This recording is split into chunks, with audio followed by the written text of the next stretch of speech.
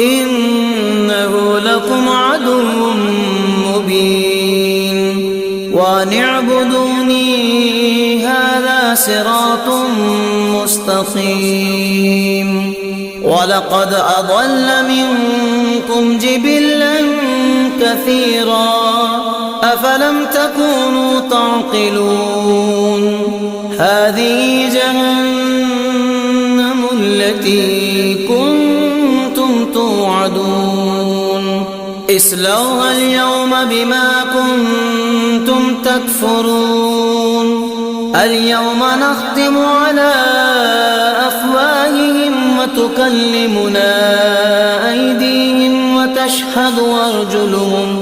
وتشهد أرجلهم بما كانوا يكسبون ولو نشاء